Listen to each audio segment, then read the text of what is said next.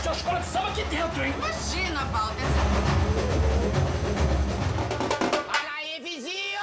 A maioria das pessoas já morou em algum lugar onde tinha nas redondezas um bar, um restaurante ou mesmo uma praça que o pessoal gostava de fazer um som, fazer uma bagunça, etc. e tal.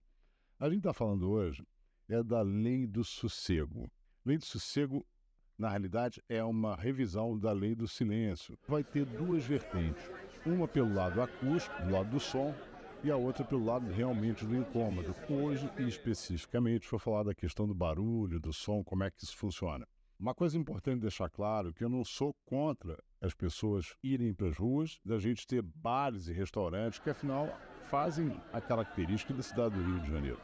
Porém, quando isso ultrapassa os limites razoáveis, qual a justa medida? A lei do silêncio, ela vai estabelecer um limite ali entre 50 e 60 decibéis. Decibel é a medida que a gente mede o som.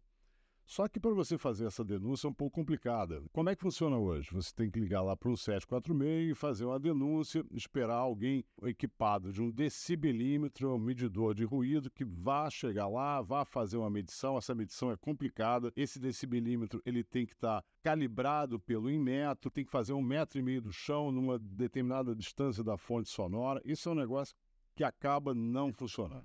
Então, vamos entender mais ou menos como se dá esse processo sonoro, né? Eu vou desenhar aqui um esqueminha de uma rua. Olha só que beleza. Carlos Murdock, você vai botar uma árvore? É, boa ideia.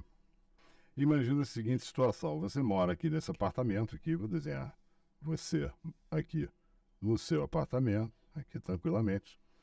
E tem um bar aqui logo no térreo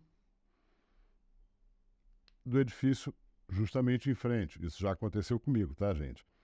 O que acontece com esse bar? Muitas vezes ele vai colocar uma música ao vivo para atrair cliente, aquela coisa que a gente já sabe. Tá? E na maioria das vezes ele não vai ter uma proteção acústica ou simplesmente vai colocar as caixas de som ali mais para fora, né? Então, qualquer proteção que pudesse ter aqui dentro, proteção acústica, acaba perdendo efeito. Então, na prática, é como se a gente tivesse um guitarrista aqui do AC/DC, o Angus Young, fazendo um solo de guitarra aqui, bacanérrimo, mas no meio da rua. Como é que funciona o som aí, gente? Olha só. Aqui esse guitarrista, ele é o que a gente vai chamar de fonte sonora, tá certo?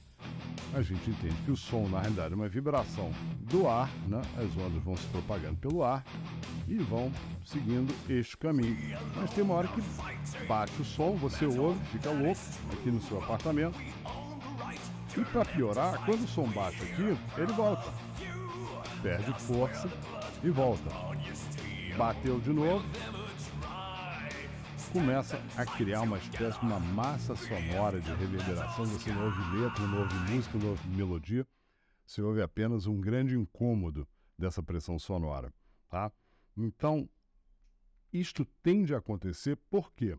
Porque esta característica das nossas ruas aqui no Rio de Janeiro e em muitas outras cidades que formam essa espécie, né, desse vazio aqui, desse quadrado vazio, é o que a gente vai chamar de cânion urbano. Lembra lá do Grand Canyon nos Estados Unidos? Pois é igual.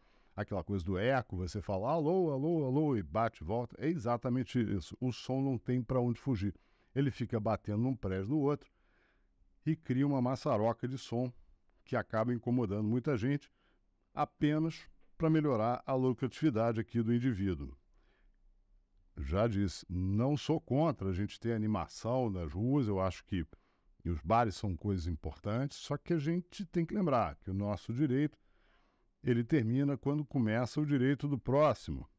Como é que a gente pode ajudar isso? Através de cidades inteligentes. Pois bem, imagina que eu vou ter sempre postes de iluminação. Esses postes de iluminação, eles devem se transformar em postes inteligentes. Como é que é isso, Carlos Murdock? Além da luz, aqui, a gente está vendo a lâmpada aqui, coisa maravilhosa, podemos instalar sensores sonoros calibrados em constante monitoramento da sonoridade dessa região. Nós já sabemos mais ou menos aonde esse som acontece, onde esses eventos acontecem, e a gente vai, a cada momento, incrementando o número de locais que devem ser monitorados. Pois bem, esse monitor de som, ele está ligado a quê? Ele está ligado a uma central de controle, similar ao Centro de Operações Rio, né?